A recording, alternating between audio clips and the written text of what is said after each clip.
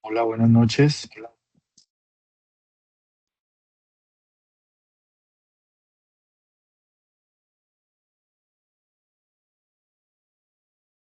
Buenas noches. Vamos a dar inicio a la tercera web conferencia del curso de Fundamentos de Microeconomía para el periodo 16-4 del presente año. Conectado, docente tutor Jaime Gutiérrez del curso.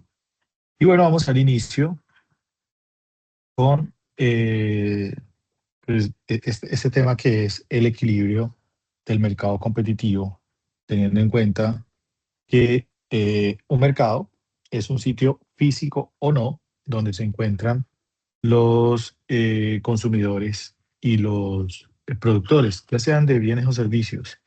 Entonces, eh, cuando hablamos del equilibrio en un mercado, estamos hablando de, ¿por qué no pensar en diferentes modelos? Durante la historia de la economía, se han planteado diferentes modelos de este equilibrio. Pues sabemos que inicialmente se hablaba de una demanda superior de la necesidad de bienes, donde pues digamos que las empresas que producían hace algunos años, al inicio de lo que hoy conocemos como mercado o teoría de mercado, pues encontramos a muy pocos competidores. Quien sabía producir pues lo hacía con un amplio mercado. Incluso pues existía de pronto como esas personas o naturales o jurídicas que le compraran o que pudieran adquirir esos bienes y servicios. Después, la evolución hizo que esta oferta se igualara con la demanda. Ya empezaron a existir diferentes competidores.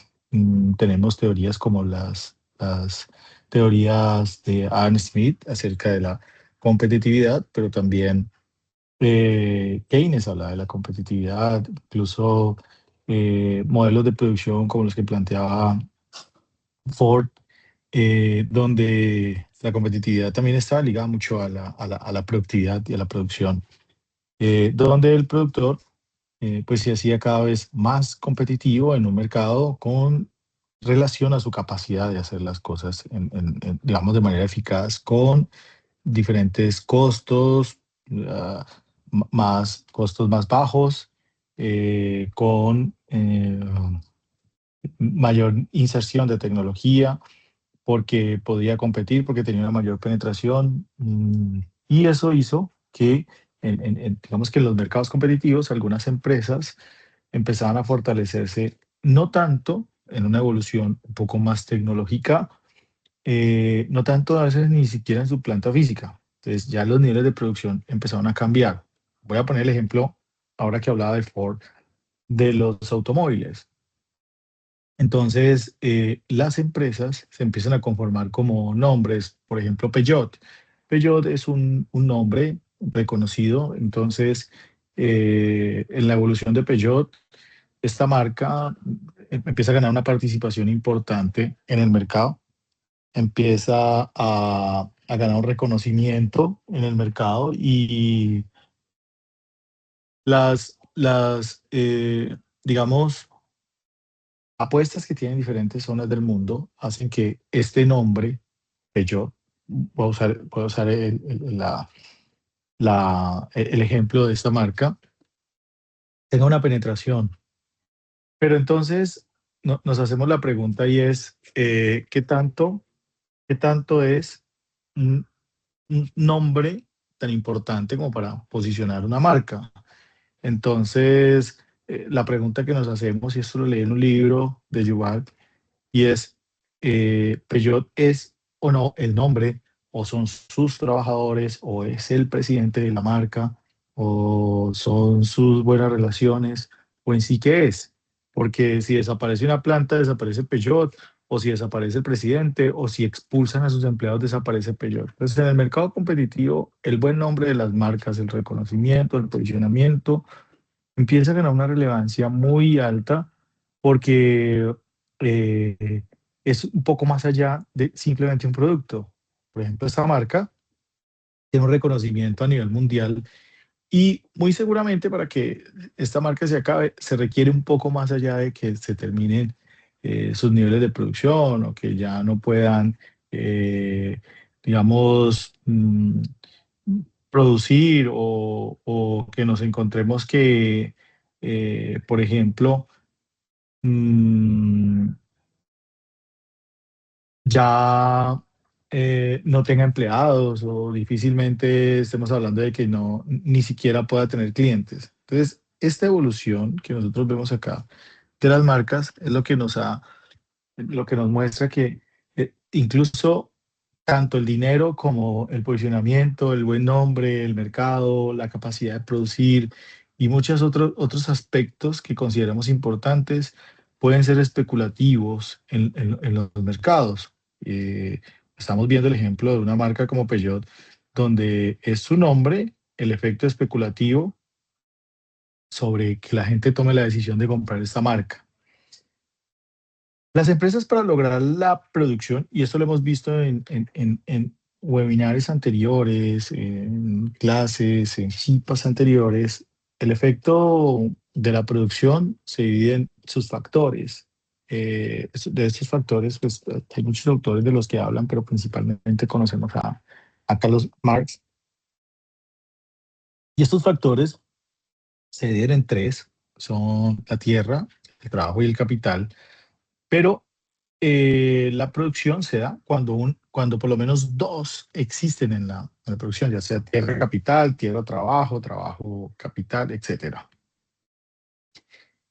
La combinación de estos factores generan una producción. Estamos hablando un poco de teoría, ahorita vamos a ir un poco a la práctica sobre de pronto las actividades que tenemos en esta fase 4 del curso de Fundamentos de Microeconomía.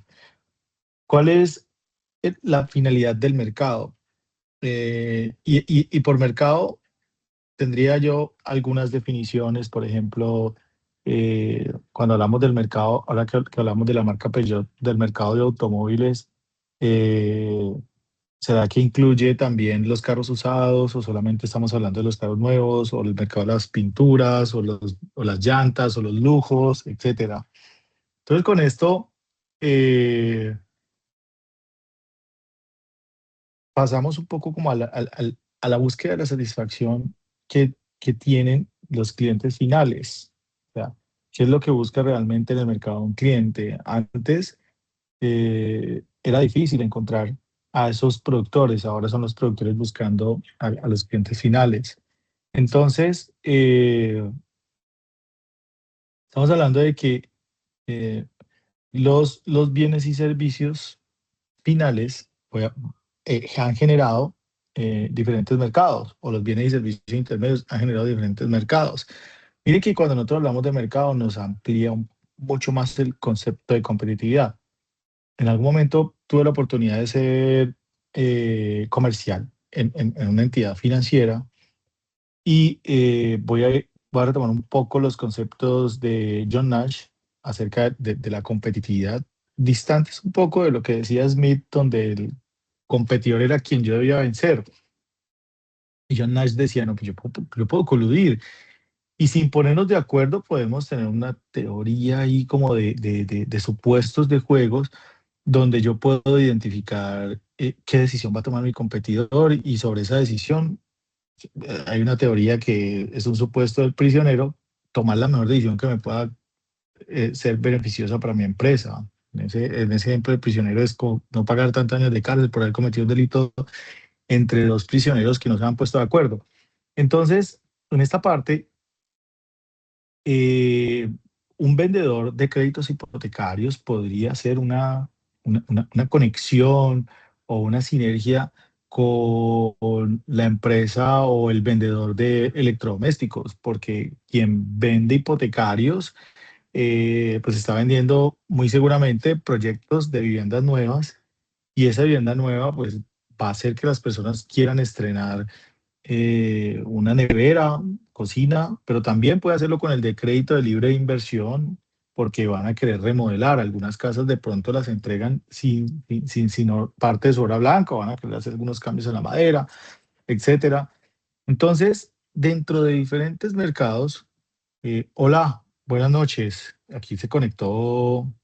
Hola, ¿cómo estás? Bienvenido. Voy a Buenas saludarte. noches. ¿Cómo estás, Jason? ¿Cómo vas? Bien, Gracias bien, por gracias. conectarte. Bueno, estoy hablando de la competitividad del mercado. ¿Listo? Voy a seguir y te conectas, ¿de acuerdo? Ahí, para que sigas el ritmo. ¿De acuerdo? Listo. Sí, señor. Bueno, confírmame aquí nuevamente. Estaba hablando y estaba tomando un ejemplo de mercado de dos personas, uno que vende créditos hipotecarios y el otro vende créditos de libre inversión. Y entonces en el equilibrio de John Nash, cuando hablamos de mercado de incompetencia, pues ese que vende créditos hipotecarios puede hacer una sinergia interesante con el que vende créditos de libre inversión. Entonces, este de libre inversión le puede ayudar a consecución de clientes de créditos hipotecarios. No, mira, yo necesito que venda los créditos hipotecarios. Estoy hablando de uno de los sectores donde el multiplicador de la inversión es muy sensible. La construcción, los créditos hipotecarios tienen un mercado muy amplio, porque estamos hablando de mercado. Por ejemplo, algunos bienes intermedios o finales. Pongamos el ejemplo de una empresa de camisas. Se me ocurre de pronto una colombiana, Arturo Calle, y Arturo Calle produce camisas, pero se ha creado mercado de botones y esos mercados de botones son proveedores, o sea, bienes intermedios de empresas que también le venden a Arturo Calle o las empresas que hacen cierres que le pueden vender a otros mercados. O sea, su mercado para las empresas de cierre no puede ser necesariamente el cliente final, son bienes intermedios que sirven para la producción. O las empresas que fabrican radios para carros. Pueden sí o no irse al cliente final, pero también son medios de producción o los que hacen los asientos. Al inicio de esta web hablaba de una empresa como Peugeot. Entonces, ¿es ahora o no Peugeot quien produce sus carros o hay un mercado de bienes intermedios de muchas empresas que entregan sus carros? Uno de los principales ejemplos en un mercado como el de los carros es una marca llamada San John, que ahora es muy fuerte en Colombia. Creo que son coreanos. Inicialmente ellos hacían tecnologías con partes de Mitsubishi, Mercedes-Benz y otras partes de vehículos para crear un carro. Entonces ahora eso es algo muy común. Se produce a través de bienes intermedios como Goodyear o Michelin poniendo las llantas, las empresas de acero. O sea, ya hay muchas empresas que se dedican a la producción de bienes intermedios. Entonces, cuando hablamos de competitividad, de competencia, de mercados, su objetivo, sus estrategias están enfocadas hacia esas empresas. Son empresas de bienes intermedios. Entonces, aquí estamos hablando de la cadena de distribución. ¿Dónde estoy ubicado? Soy el que le entrega al distribuidor final. Por ejemplo, una empresa como Terpel, hace algunos años, esta empresa obviamente tenía la distribución mayorista, que es la distribución que tienen ellos a través de las estaciones de servicio, perdón, a través de las plantas de distribución de combustible, y esas plantas le venden, por ejemplo, a los ingenios, pero también le venden a las estaciones de servicio. Ellos en la cadena están ubicados allí como mayoristas, venden en grandes cantidades, pero le venden a quien va a distribuir, algún tipo de dealer, una estación de servicio, o a quien vaya a consumir en un ingenio o en una caldera, o en, no sé, en un relleno sanitario donde se utilice el combustible. Eh, en, un, en una distribución más abajo están los minoristas que le entregan al cliente final, y es allí donde empezamos a establecer cuál es y dónde estoy ubicado en la cadena de distribución y cuál es mi mejor estrategia para ubicarme en esa cadena. Soy el dealer, soy el dropshipping. Por ejemplo, AliExpress no tiene inventarios, Alibaba, que hay varias que hacen esa triangulación, están en el medio, donde te abres una página web, consigues a los proveedores en todo el mundo, que es lo que hacen estos dropshipping, hacen la conexión y a ti te contactan para vender esos bienes y servicios. Entonces tú pones los bienes y servicios como si fueran tuyos. Hablamos de Chain, de Temu, todas estas empresas contactan a los proveedores y están en la intermediación digital de vender estos bienes y servicios. Una muy buena ubicación en la cadena de distribución, tienen un margen diferente. Entonces, respecto a la competencia, respecto a la competitividad, es saber dónde estoy ubicado. Soy quien fabrica las camisas, pero entonces necesito al fabricar esas camisas también fabricar los botones, o eso se lo puedo delegar a alguien que se haya especializado en la fábrica de botones. Soy quien fabrica los aceites para motor, pero también será que fabrico los empaques para hacerlo. Es sobre lo que estamos hablando en este momento. ¿Listo? Las empresas también tienen un objeto básico financiero, lo que ves allí que dice objetivo OBF, el objetivo básico financiero es realmente esa inversión que hacen las empresas o los emprendedores o quien toma una inversión, no necesariamente es una transacción de corto plazo donde yo voy a encontrar rápidamente las retribuciones de mi inversión. Puede ser también, ¿por qué no?, una inversión de largo plazo donde el objetivo financiero sea una rentabilidad mayor. Ah, no, yo voy a invertir en una empresa de tecnología, pero cuando terminemos el software estaremos hablando de una rentabilidad mayor. Por ahora no estamos teniendo muchas rentabilidades.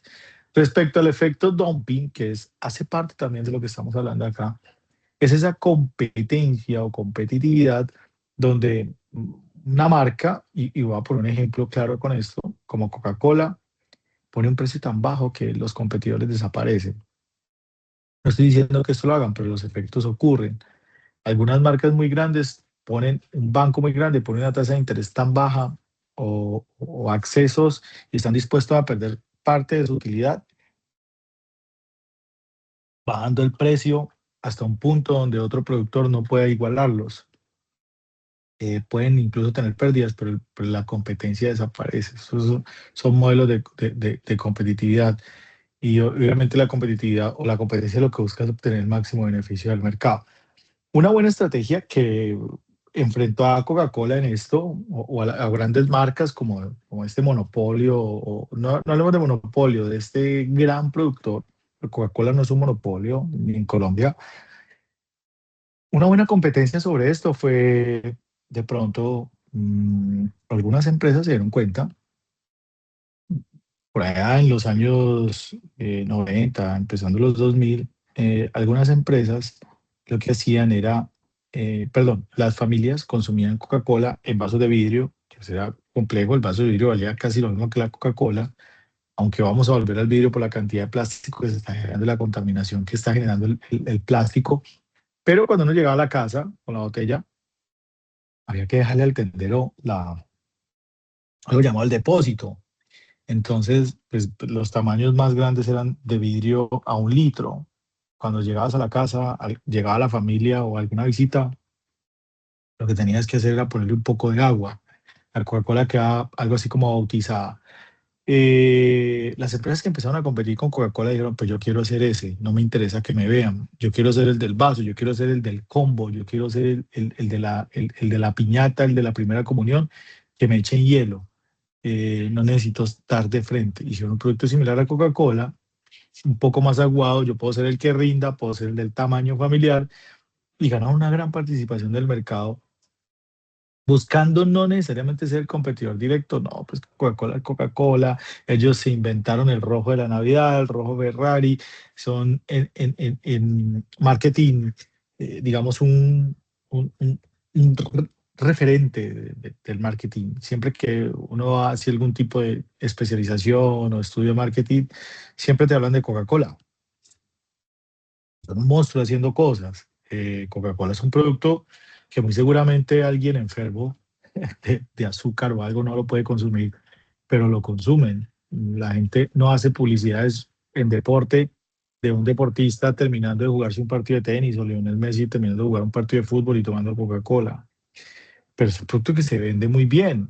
Nadie se imagina, desde mi punto, de mi perspectiva, no, dame una hamburguesa y pidiendo, no sé, una agua panela. Pues igual ya la hamburguesa la acompañan con agua con gas o con soda, pero Coca-Cola es eso, una cultura. Me parece un muy buen ejemplo para usar en las estrategias de marketing, porque pues, al parecer es un producto que no debería tomarse por su alto contenido de azúcar, pero es un producto que se vende muy bien y está muy bien posicionado, porque no han pensado en Coca-Cola como eso, como en lo que hay dentro de la botella, sino alrededor, en una cultura, en un color, la Navidad, bueno, todo el mundo espera que se den los comerciales de Coca-Cola en Navidad, aunque bueno, cada vez la publicidad de ese nivel desaparece más. Y cuando buscamos ese equilibrio en el mercado, es evitar en lo posible hablar de monopolios, de hablar de competencia desleal y etcétera. ¿Listo? Eh, Existen modelos y hay un modelo que está dentro de este curso, que es el modelo de competencia perfecta. O sea, es un modelo donde la competitividad o la competencia entre agentes, entre eh, actores que están en el mercado, estamos hablando de competencia pura. Entonces, un modelo de competencia perfecta tiene diferentes postulados. El primero es que hay numerosos vendedores y hay numerosos compradores. Imaginemos un mercado donde exista esto. Voy a leer textualmente. En un mercado de competencia perfecta existen muchos vendedores y compradores, lo que significa que ninguna empresa individual tiene suficiente poder de mercado. O sea, hay algo así como un canibalismo. Todo el mundo está buscando ganar una participación del mercado. Cada empresa quiere, con el precio es un factor relevante, ganar esa participación de mercado. O sea que deben aceptar el precio determinado. Yo voy a entrar a ese mercado, es un mercado de competencia perfecta, quiero ganar una participación de ese mercado. Entonces, pues el precio es, como en la gasolina y demás, el que determina qué participación de mercado voy a tener. Luego, la homogeneidad de producto. ¿Qué quiere decir esto? Que este es un tipo de mercado donde los productos son homogéneos o perfectamente estandarizados. Mercado de celulares es lo mismo, mercado de venta de planes de celular, eso es que hay lo mismo en todo, son homogéneos y estandarizados. En preferencia, las diferencias son muy pequeñas, ¿sí? Por lo tanto, los compradores toman la decisión basándose únicamente en el precio. Pues, voy a comparar a Tigo con Claro, con Movistar. Entonces, ofrecen que hay lo mismo. Me voy con el que me está ofreciendo un mejor precio. Entonces, hay numerosos compradores, numerosos vendedores. Los productos son homogéneos, se parecen mucho. Entonces, siempre la diferencia está en el precio. Siempre hay, como por ejemplo, cuando yo voy a las estaciones de servicio, las tengo muy sobre la ruta, no pareciera como de escala. Entonces, me voy a la que mejor precio me da. ¿Listo? eh, Cualquiera puede entrar y salir del mercado. Los vendedores, tanto los vendedores como los compradores, pueden salir sin ninguna restricción. No hay reglas, no hay barreras. Entonces, esto asegura que a largo plazo las empresas en el mercado obtendrán solo un rendimiento normal sobre su inversión, ya que las ganancias extraordinarias atraerían a nuevos participantes hasta que se igualaran con las ganancias normales.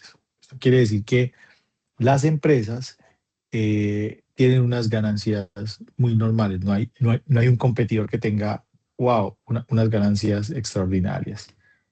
Transparencia en el mercado, todo el mundo conoce los precios, la información está a la mano, los costos y condiciones son conocidas por todos los participantes, tanto compradores como vendedores. Entonces, las decisiones que toman los consumidores sobre esto son perfectamente informadas. En planes de viajes, casi todos ofrecen lo mismo, las aerolíneas.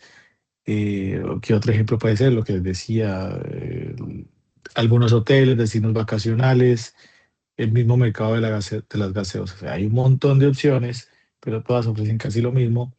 Existen precios.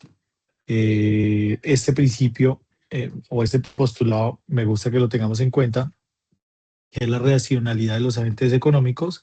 Entonces dice, se asume que tanto los compradores como los vendedores actúan de manera racional. Principio de por qué tomo las decisiones. Entonces, nosotros aquí hablamos de la maximización del beneficio. Que los compradores buscan maximizar su utilidad, obtener la máxima satisfacción posible por su presupuesto disponible, mientras que los vendedores buscan maximizar sus beneficios, es decir, entre los ingresos obtenidos de la venta de sus productos y los costos de producción.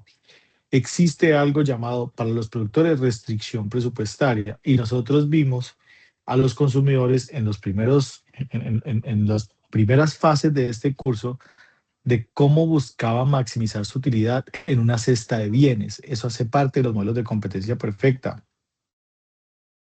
Yo estoy tomando decisiones racionales, pero busco en lo posible maximizar, o sea, con la cesta de bienes y con la menor cantidad de presupuesto disponible, tomar la mejor decisión en una cesta de mercados.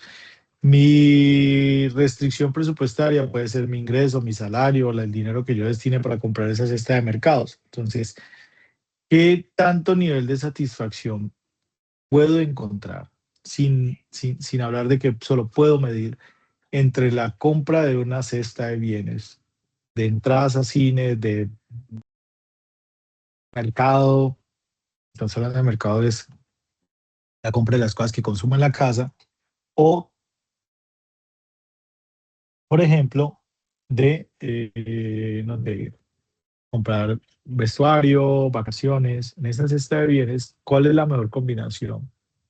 Y para los productores es identificar con una restricción presupuestaria cuál es mi óptimo de producción, haciendo la combinación en la función de producción, de los factores de producción, que es de lo que estamos hablando acá. Entonces, en esa función de producción, ¿cuál es exponencialmente, según mi restricción presupuestaria, la mejor decisión que yo pueda hacer con esos recursos? Implementar más mano de obra, implementar más materia prima, producir un bien, producir otro. Se me ocurre que existe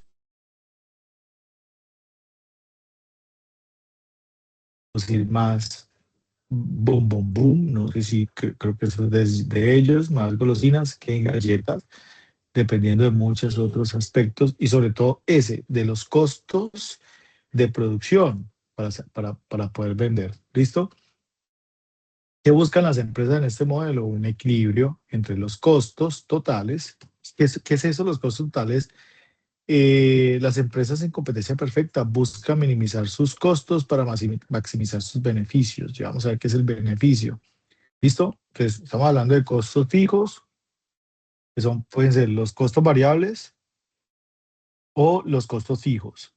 Esos serían los costos totales, la suma de los dos. Y el costo marginal en esta competencia, en este modelo de competencia perfecta, es el costo adicional de producir una unidad. Entonces ahí es donde ya empezamos a identificar dentro de la restricción presupuestaria, dentro de la capacidad de producción, cuánto me cuesta producir una de más. Esto de marginal se puede entender así. Yo tengo un punto de equilibrio y entonces desarrollo software a partir del quinto software o de la quinta venta de software. A partir de ahí yo tengo un ingreso diferente. Es mi ingreso marginal. ¿Listo? Entonces esto dice, se deriva del hecho de que las empresas en competencia perfecta son tomadoras de precios y enfrentan una curva de demanda perfectamente elástica. Cuando hablamos de perfectamente elástica es que una pequeña variación en los precios en modelo de competencia perfecta hace que la gente tome decisiones de compra. Se me ocurre la carne. Cuando a alguien le baja muy poquito el precio de la carne, pues toma la decisión de comprar mucha carne. Lo mismo ocurre con la gasolina. ¿Listo? Entonces, respecto a los ingresos, dice que los ingresos totales de una empresa en competencia perfecta se calcula multiplicando la cantidad de bienes o servicios vendidos por el precio. Eh, ah, ¿Cuánto vendí por el precio de venta? ¿Listo? Entonces dice, dado que el precio es constante para todas las utilidades vendidas, los ingresos totales aumentan linealmente con la cantidad producida. Como el precio es el factor determinante y estamos suponiendo, recuerden que son supuestos, que los precios son lineales, pues lo que estoy buscando es producir más. El ejemplo que les puse del software. Entre el costo del software a partir del quinto puede tener un equilibrio adicional, pero a partir de la venta del quinto software, yo estoy usando los mismos bienes y servicios, los mismos recursos para fabricarlo, para sostenerlo, pero a la hora de venderlo estoy ganando de más. Y en los ingresos marginales, dice que en un mercado de competencia perfecta, los ingresos marginales también son iguales al precio del producto. Eso se debe dado que el precio es constante, cada unidad adicional vendida genera la misma cantidad de ingresos adicionales. Entonces, volvemos al tema de que el ingreso marginal también tiene esta relevancia en los modelos y en el corto plazo, el equilibrio de las empresas en competencia perfecta pueden operar a pérdidas o ganancias. Corto plazo para las empresas en este modelo es, digamos que ese valle, diría yo el de la muerte, ¿listo? Entonces, aunque pueda incurrir en pérdidas, dice, si el precio de mercado es inferior al costo medio variable, la empresa detendrá la producción en el corto plazo, porque está buscando ser rentable. ¿Listo? O sea, esto hace que minimice sus pérdidas. Pero en el largo plazo, las empresas en competencia perfecta operan en el punto en el que el precio es igual al costo marginal. ¿Sí? Y los ingresos marginales, lo que resultará en ganancias normales de largo plazo. O sea que esto tiene una relación directa con el objetivo básico financiero, muy directa con el objetivo básico financiero. ¿Cómo las empresas obtienen sus ingresos? Entonces, miremos, hablemos del ingreso medio, ingreso marginal, ingreso total, ¿sí o no? El ingreso, lo que decíamos ahora en un modelo de competencia perfecta, son el precio por las cantidades, ¿sí o no? Entonces, si yo tengo 100 unidades monetarias por la venta total de las cantidades producidas, que es lo que vemos acá, ¿sí? Entonces, luego, total de unidades producidas, 1 más 2 más 3 más 4, como vemos allí, ¿sí o no? Entonces, vemos las cantidades producidas, entonces dice 1, 2, 3, 4, eso me da 10, ¿sí? Entonces dice que el ingreso medio es el ingreso total sobre el total de unidades producidas, ¿sí? Lo que pasa es que el ejemplo nos da entre ingreso medio e ingreso marginal 10. Y finalmente dice que el ingreso marginal se refiere al cambio en el ingreso total que resulta de aumentar la producción una cantidad de una unidad adicional. ¿Sí? Eso se calcula con la variación, que es lo que hemos visto en la tabla. Incluso allí hay una tabla. Ahorita me gustaría mostrarte cómo yo puedo tomar esa tabla y convertirla en un dato usando la IA, por ejemplo. Vamos a ver cómo lo podemos hacer, cómo podemos tener. Entonces dice, dado que ya tenemos el ingreso total para cada nivel de producción, podemos encontrar el ingreso marginal calculando la diferencia entre el ingreso total para cada par de niveles de producción. Entonces dice, entre la primera y la segunda hay una variación de 1. Casi todas tienen una variación de 1. ¿Qué quiere decir esto? Mira, yo cojo 4 menos 3, 1, 3 menos 2, 1, 2 menos 1, 1. Entonces, estoy identificando en cada fila cuál es la variación, ¿sí? Si lo cambiamos por otra cosa, digamos que este ejemplo nos está dando allí.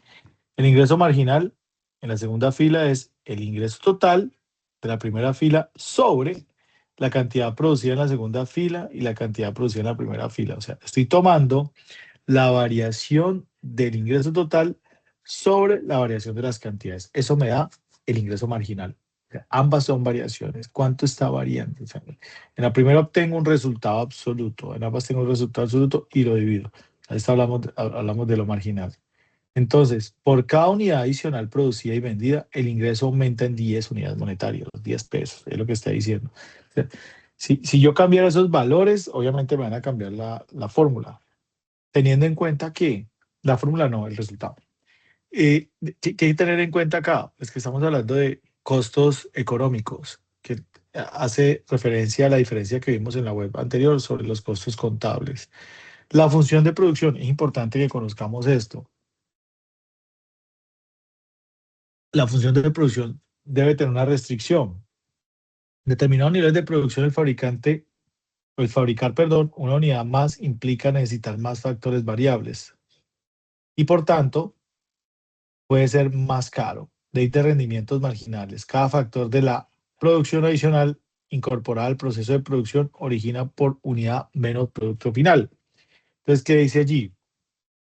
En este modelo no conocemos los costos transaccionales de la calidad del bien, el transporte, la tecnología, el tiempo de entrega. Hombre, esto sí que es un dolor, no diría yo de muelas, pero sí un problema constante que tienen las empresas de desarrollo de software. Esto, eh, juega en contra o a favor. Las empresas de desarrollo de software tienen exactamente esto. En ocasiones no está fácil identificar la calidad del bien. Es difícil identificar estos costos transaccionales de transporte. Y cuando hablo de transporte, no estoy hablando de transporte de mercancías, sino de cuánto de movilización, hablamos de tipos de viáticos. Los costos de la tecnología, no es tan fácil calcular eso. Las empresas tecnológicas de desarrollo de software no tienen a veces cómo calcular esos costos de tecnología, y la mayor es el tiempo de entrega, porque no se puede medir esto. La construcción de estos ladrillitos de programación no necesariamente tienen su fin al momento en que lo tenían en el proyecto. Se puede demorar más y casi siempre ocurre, casi siempre, siempre, siempre ocurre. Y no solamente en ingeniería de sistemas, otro tipo de ingenierías como la construcción también ocurre, aunque estos sí tienen una capacidad de cálculo muchísimo más alta. Existen costes que se generan por el mismo mercado. En Colombia, por ejemplo, los costos burocráticos, el tiempo, la administración pública, el cumplimiento, la entrega, o sea, son costos que no se tienen en cuenta, pero y no están en la función de producción, digamos que son cosas invisibles. Entonces, miremos, por ejemplo, la estructura de costos de una empresa.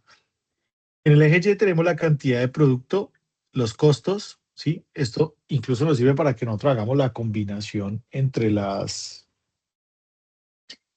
gráfica que estamos desarrollando. Eso lo podemos hacer al momento de usarla en Excel. Entonces dice, ahí están los precios de los factores de producción. Acá está el costo total, que es un costo creciente. Entonces dice, producir más bienes cuesta más. ¿Sí? Entonces ahí tenemos la cantidad de producción, costo mayor. ¿Cuándo evolucionan los costos de la empresa? Cuando la relación entre el coste y la cantidad, ¿sí? Estamos hablando del costo fijo. Y acá tenemos niveles de producción 3. Entonces aquí tenemos, en este tramo los costos suben deprisa, que son los primeros, que miren que se parece mucho el costo total. Hay un tramo B que se produce más bienes con pequeños incrementos, y en un tramo C producir más dispara los costos en el costo total, ¿sí? Pero los costos fijos existen aún sin producción. Bueno, eso sí hay que tenerlo claro. No. Miren que en el costo total empezamos desde cero, en los costos fijos desde algo, porque ellos existen. Costos de arrendamiento tengo que seguirlo pagando, y ese tipo de costos siempre van a existir. Ellos no desaparecen, yo produzca o no mucho. Hay que tener en cuenta eso. Eso tiene que ver con la dimensión óptima de la capacidad máxima de producción. Las empresas producen a costos óptimos según la capacidad. Esto se relaciona con el uso de factores de producción. O sea, a mayor capacidad de producción, mayor optimización. Incluso lo hablaba hoy con alguien de la Cámara de Comercio, y nos decía, preparados para el tema de la IA, la implementación de IA, pero tú tienes que optimizar tus procesos para que tus costos de producción estén más que estandarizados, identificados. Muchas personas quieren migrar a la producción con IA, pero no están organizadas respecto a cómo debe ir su producción. Entonces, esto habla mucho de esto. Hay una función de costos, ¿sí? Entonces, miremos el costo total. En este ejemplo dice 0,6 Q a la 3 menos 18 Q a la 2 más 240 Q más 1000. Lo que yo les recomiendo es saber qué es cada cosa, ¿sí? Cuando nosotros tengamos estas cuentas y si estamos usando la inteligencia artificial, preguntémosle, ve, ¿qué es Q? ¿Qué es CT? ¿Qué significa ese 0,6? ¿Sí? Entonces, 0,6 Q elevado a la 3 es el costo variable de producción. O sea, el costo total es costo variable. Ese 0,6 Q a la 3, ¿sí? Es una función cúbica de cada cantidad producida, Q3, lo que significa que aumenta rápidamente a medida que la cantidad producida aumenta. Lo vimos ahorita en el ejemplo. Los costos totales aumentan al inicio de la producción de manera exponencial, o sea, 3 veces más rápido que los otros costos, ¿sí?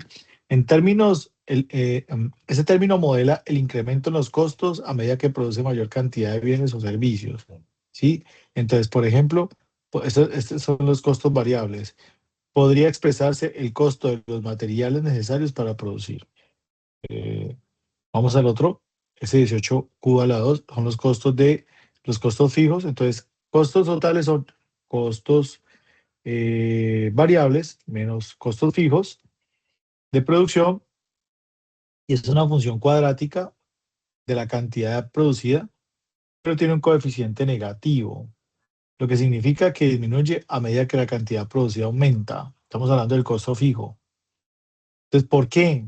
El término modela los costos fijos de la empresa que no están relacionados con la cantidad producida, como el alquiler, las instalaciones o el salario del personal. Sería algo así como lo que llaman los empresarios un problema feliz.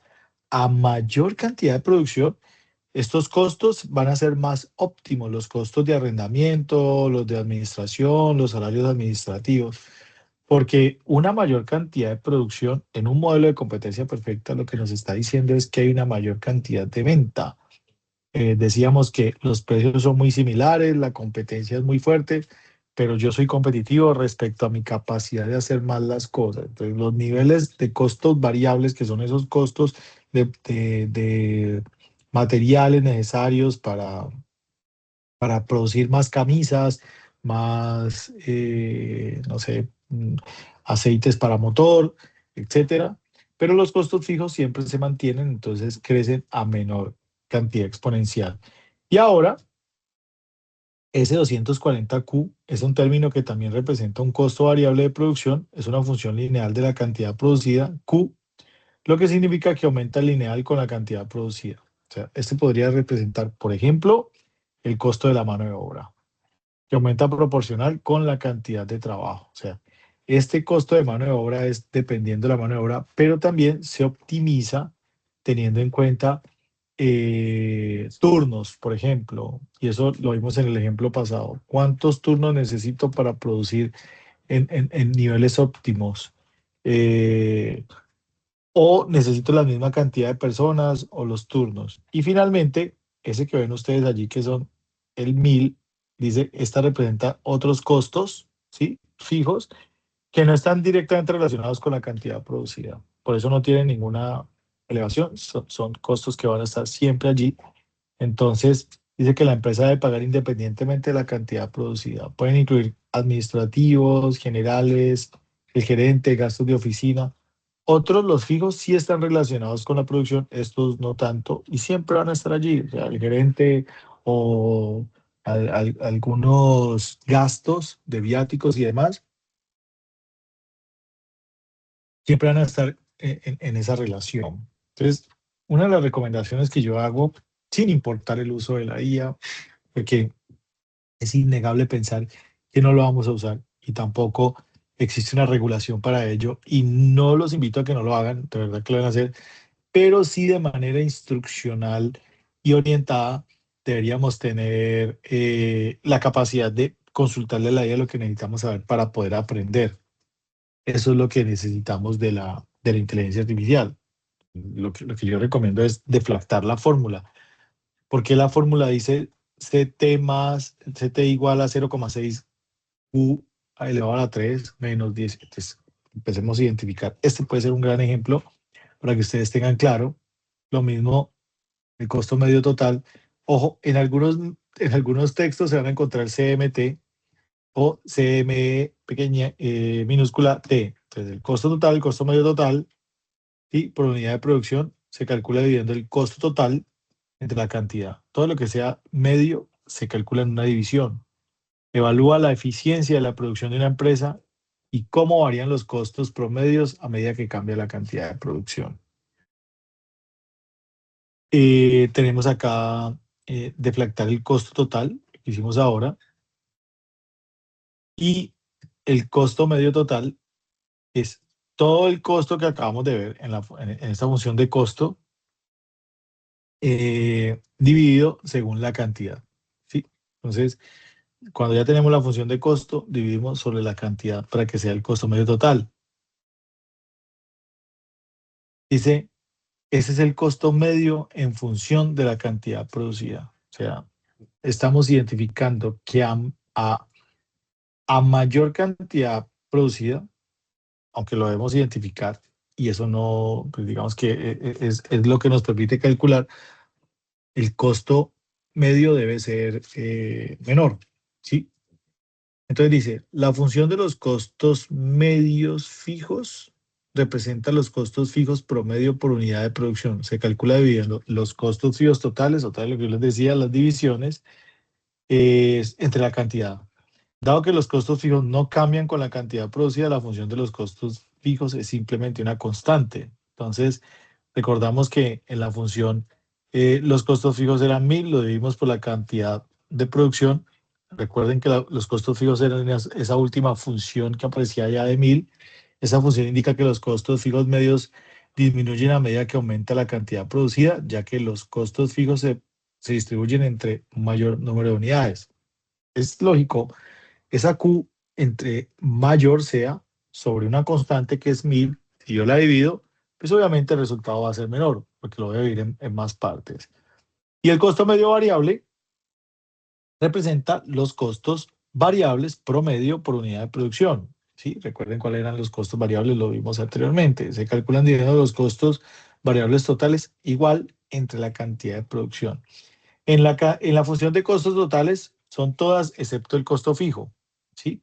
Que dijimos que los costos totales eran los costos fijos más los costos, los costos variables más los costos fijos. Los costos variables de esta producción son los que están elevados a la exponencial y los dividimos por la cantidad de producción.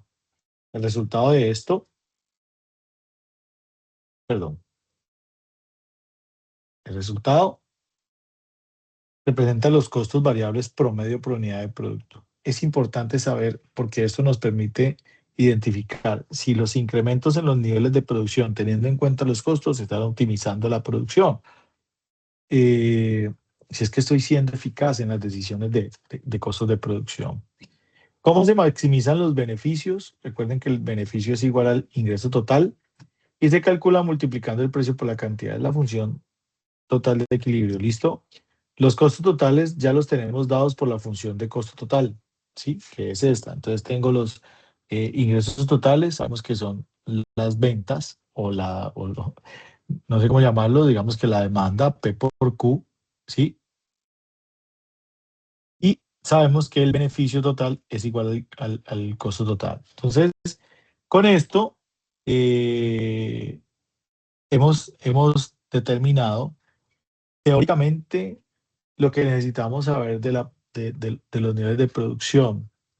Una recomendación, quiero hacerles una recomendación acá respecto a, vamos a ir a nuestro curso, espero que todavía tenga yo la sesión abierta, nos hemos demorado un poco, vamos acá, y no lo volvemos a abrir, no hay problema. Entonces voy a abrir la guía y quiero hacer una recomendación, por ejemplo, con el uso de la inteligencia artificial. Mira lo que vamos a hacer acá. Y voy a usar, por ejemplo, un chat desde cero. Voy a decirle, quiero pegar una chateadita acá con esta IA. Entonces voy a tomar la guía y la guía es un archivo, obviamente, plano que tenemos en PDF de la actividad que vamos a desarrollar. Entonces voy a ponerla aquí en descargas, muy seguramente ya la tengo descargada. Perfecto. Y por acá vemos un cuadro, ¿sí? Venga, profe, es que yo coger este cuadro y hacerlo en Excel. ¿Qué podemos hacer nosotros? Mire, una recomendación que yo les hago. Voy a tomar una foto y voy a construir esto. Es importante saber que la inteligencia artificial identifique esto. Entonces le voy a decir a la IA, toma la información entregada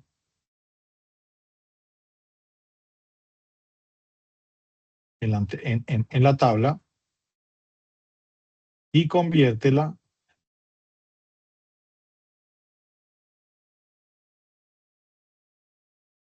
en un cuadro de Excel con la misma información. Yo le pego.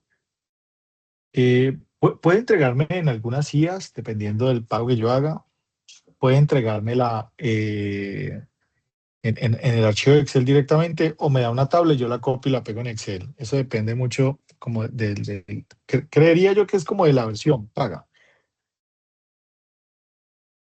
Entonces lo que vamos a hacer es identificar mira, este me la dio por ejemplo en el archivo. Ya los valores están calculados. Eso es algo bueno. Nosotros ya le vamos a la actividad anterior los habíamos calculado. Bueno, aquí me la entregó. ¿Listo? No sé si es que aquí me está... vamos a convertir todo esto en número. No estaban en números. ¿Sabes por qué? Y ya sé por qué. Mire que en Excel, y qué bueno que nos haya pasado esto, en Excel los números se justifican siempre a la derecha. Estos números están justificados a la izquierda. Miren los cuadritos cómo los han justificado a la izquierda. Entonces le voy a decir acá que todos son, no sé, voy a intentarlo hacer. Si de pronto acá me los convierte en número, vamos a ver acá. Le voy a decir que los convierta en número, que no sea tan charro. Vamos a ver. Acá, espérate a ver. Ok, creo que acá, listo. Te lo voy a decir, conviértalos todos en número. Perfecto. Mire, voy a ponerle el ejemplo por qué lo hice.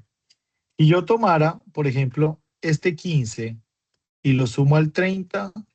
Bueno, ahí me está dando 45, le está sumiendo. Pero si esto no fuera un número, él muy probablemente no me haría la operación matemática. Entonces le voy a decir que los convierta en números.